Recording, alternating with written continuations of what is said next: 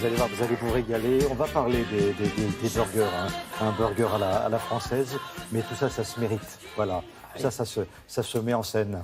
Où est-ce que vous êtes allé exactement, Loïc? Alors, je suis allé dans l'Allier, le long de la Nationale 7, parce que vous savez, le triporteur prend ses quartiers d'été, on part en vacances, et l'ancienne route, la Nationale 7, qui est un petit peu abandonnée parce que les autoroutes sont passées par là, mais l'idée de la Nationale 7, elle traverse la Palisse, et juste avant la Palisse, il y a Saint-Gérand-le-Puy, et Saint-Gérand-le-Puy, il y a là-bas Jérôme et Sandrine, ils sont agriculteurs, et ce qui m'a intéressé, c'est qu'à l'époque où aujourd'hui on nous dit que les agriculteurs ont du mal à joindre les deux bouts, que c'est de plus en plus difficile, qu'on a dévalorisé leur travail et leurs matières premières, ben là justement il y a certains agriculteurs qui font différemment.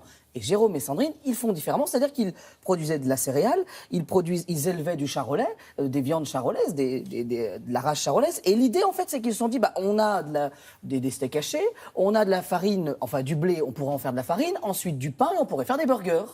Et ils se sont mis à faire des burgers. Et l'idée, en fait, c'est qu'on supprime tous les intermédiaires. Et donc, si on supprime les intermédiaires, ben, on redonne de la valeur à son travail. Le burger n'est pas plus cher qu'un autre burger.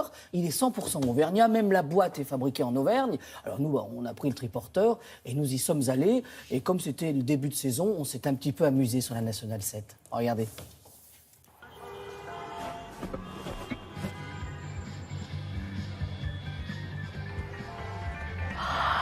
Les bouchons de la Nationale 7. Aujourd'hui, le triporteur est sur la route des vacances et forcément, sur la N7 à la Palisse, il y a des bouchons.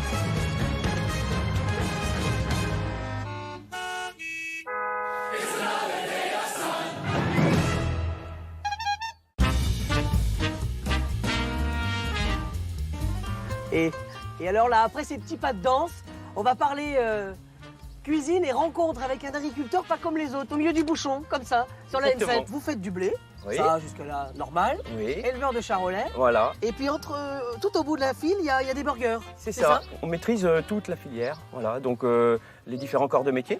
Donc on part effectivement de l'élevage et on va transformer notre bœuf en steak haché en partie, bien sûr. Et donc, une fois qu'on a eu créé notre steak haché, on s'est dit aussi, on est producteur de blé, donc pourquoi pas aller jusqu'au pain burger. On est à une époque où finalement l'agriculteur a de plus en plus de mal à joindre les deux bouts. Est-ce que supprimer tous ces intermédiaires, c'est pas un moyen de reprendre de la valeur ajoutée pour vous, en fait, de gagner votre vie, tout simplement? On valorise directement. Ça nous a permis aussi de garder du monde sur la ferme. Il y a combien de personnes qui travaillent avec vous, là? 3 temps plein et un temps partiel. Ah oui, donc en fait, derrière un burger, il y a de l'emploi. Ah oui. Germaine, est-ce que ça se débouche, le bouchon, là, regardez? Ah oui, ça se débouche, là, ça y est, tout le monde à la soupe.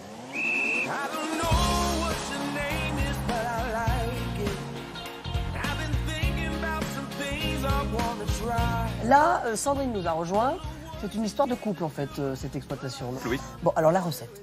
On va prendre des oignons rouges, les bons oignons du coin, Saint-Gérand. Le but, c'est d'avoir un peu quelque chose de caramélisé. D'accord. Le gaperon, il y a plusieurs techniques, mais ce qu'on va proposer, c'est simplement de le faire fondre sur le steak. On va faire des fines tranches, en fait. D'accord. L'objectif, c'est qu'il soit bien fondant. Et alors quand même, moi ce que je trouve assez énorme, c'est que vous avez même réfléchi au contenant.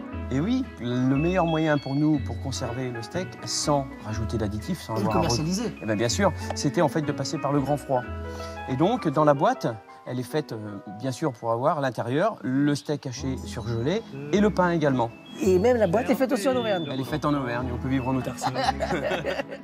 Bercé de tendre insouciance, Bon, je voulais vous dire au nom de toute l'équipe, bravo, bravo pour cette chorégraphie incroyable. Il faut surtout dire bravo à Julie, la chorégraphe, le club automobile de la Palisse, qui toutes les années reconstitue le bouchon. Alors c'est tous les 2 ans, ils reconstituent, ils font venir 1000 véhicules rétro sur la Nationale 7 et ils reconstituent 15 km de bouchons. Voilà, il y a des gens qui fuient les bouchons et nous, on les a reconstitués. Oui, parce que c'est ce qui se passait il y a quelques années, voilà. quand on n'avait que la Nationale 7 pour aller en vacances. Oui, voilà. Bon, on s'excuse parce que la Nationale 7 était fermée sur 200 mètres ce jour, il y a quelques jours pour le tournage, mais voilà, c'était pour la bonne cause. Bon, et merci pour les burgers, ils ont l'air délicieux. Merci Loïc.